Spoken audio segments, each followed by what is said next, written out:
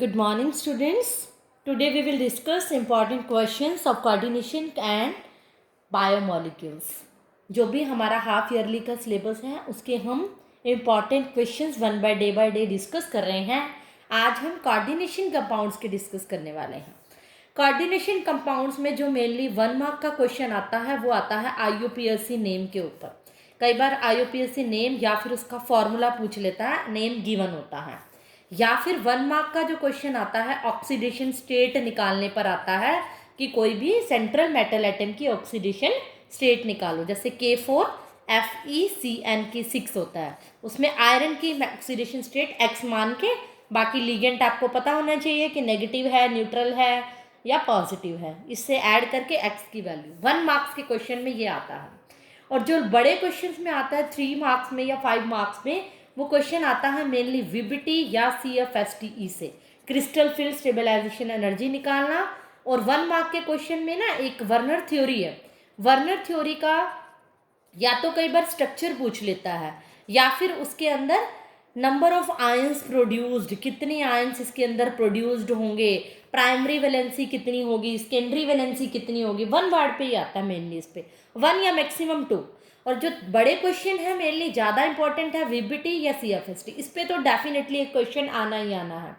एक CFST के अंदर मेनली या तो एनर्जी लेवल डायग्राम, एनर्जी निकालो, उस पे आ जाता है क्वेश्चन. डायरेक्ट क्वेश्चन पूछने पे आए ऑक्टाहेड्रल या टेट्राहेड्रल का, या फिर कई बार पूछ लेता है फॉर कलर्ड कॉम्प्लेक्सेस के लिए. कुछ जो कॉम्प्लेक्स होते हैं कलर्ड होते हैं भी, इसका कलर्ड क्यों है, डी ब्लॉक के एलिमेंट जो बिलोंग करते हैं उनका कलर शो करते हैं, लेकिन कुछ एक एलिमेंट्स कोऑर्डिनेशन कंपाउंड कलर नहीं शो करते, क्यों होता है, वहाँ DD ट्रांजिशन रिस्पॉन्सिबल होता है. इसके आपको NCERT में क्वेश्चंस पढ़ने पड़ेंगे.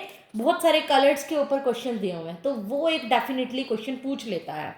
तो इसमें NCERT कंसेप्चुअल तो आपने सभी में करने हैं, बट NCERT पे ज़्यादा ध्यान देना है. और डायरेक्ट जो क्वेश्चन आता है VBT में वो हाइब्रिडाइजेशन निकालना और उसके थ्योरी के ऊपर आ जाता है. जब आप अकॉर्डिंग टू कह दे VBT करना है तो आपने पूरी VBT को एक्सप्लेन करना होता है. नेक्स्ट जो यूनिट है हमारी बायोमोलिक्यूल्स, वो 4 या 5 मार्क्स की ही आती है मेनली. ज़्यादातर इसमें से क्वेश्चंस जो बनते हैं MCQ बनते हैं, मल्टीपल चॉइस क्वेश्चंस इसमें से ही बनते हैं. कि ग्लूकोज, जैसे मैंने ड्यूरिंग चैप्टर भी बताया था कि ग्लूकोज अगर ब्रोमीन से रिएक्ट करता है तो ग्लूकोनिक एसिड बनाता है. इस तरह से रिएक्शंस करते हैं. छोटे क्वेश्चंस मेनली भी बन जाते हैं और बड़े तो बनते ही बनते हैं. बड़े क्वेश्चंस में क्या है, स्ट्रक्चर के ऊपर क्वेश्चन आ जाता है. स्ट्रक्चर जो पूछता है क्लोज स्ट्रक्चर पूछ लेता है ग्लूकोज का या फ्रुक्टोज का, जो भी हमारे सिलेबस में है. और उसकी हवार्थ फॉर्म भी पूछ लेता है, हवार्थ प्रोजेक्शन फॉर्म बताओ. स्ट्रक्चर का अगर नहीं पूछता तो कई बार न्यूक्लिक एसिड्स के ऊपर क्वेश्चन मेनली क्या पूछेगा. न्यूक्लिक एसिड्स के अंदर चार्गोफ रूल्स होता है एक, जिसमें कॉम्प्लीमेंट्री बेस का पता चलता है.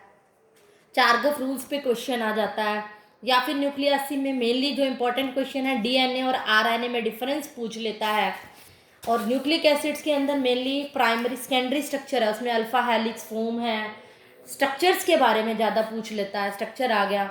उसके बाद प्रोटीन्स में जो क्वेश्चंस आता है मेनली अमीनो एसिड्स के अंदर आइसो इलेक्ट्रिक पॉइंट पे पूछ लेता है क्वेश्चन. 2 मार्क्स के अंदर ही आता है. आइसो इलेक्ट्रिक पॉइंट डिस्कस करो, ज्विटर आयन डिस्कस करो. ज्विटर आयन भी आ जाता है. ज्विटर आयन की वजह से ही तो पूछता है iso electric. Zwitter ion 1 word में पूछ लेता है, इसका फॉर्मूला पूछ लेता है. और आइसो इलेक्ट्रिक पॉइंट को एक्सप्लेन करना, पूरी डेफिनेशन. म्यूटा रोटेशन को हमने पूरा एक्सप्लेन करना पूछता है, उसकी रोटेशन को, उसके एंगल को, और उसकी लिमिटेशंस पूछ लेता है. कई बार ओपन चेन स्ट्रक्चर्स वगैरह की limitations of open chain structure, उसमें कोई एक पर्टिकुलर पॉइंट के बारे में पूछ लेता है. इस तरह से क्वेश्चंस आते हैं इसके अंदर मेनली. बाकी ड्यूरिंग द चैप्टर मैं आपको बता ही चुकी हूँ. तो आपने हाफ ईयरली जो स्टार्ट होने वाले हैं ऑलमोस्ट 9 अक्टूबर से स्टार्ट हो रहे हैं. और जिस दिन हाफ ईयरली एग्ज़ाम होगा ऑनलाइन, उससे 1 डे बिफोर आपकी जूम क्लास होगी. उसमें मैं सारे डाउट्स डिस्कस करूँगी.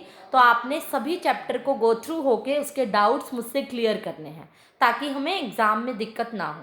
तो ये थे इम्पॉर्टेंट क्वेश्चन. तो best of luck for your exam. Thank you. That's all.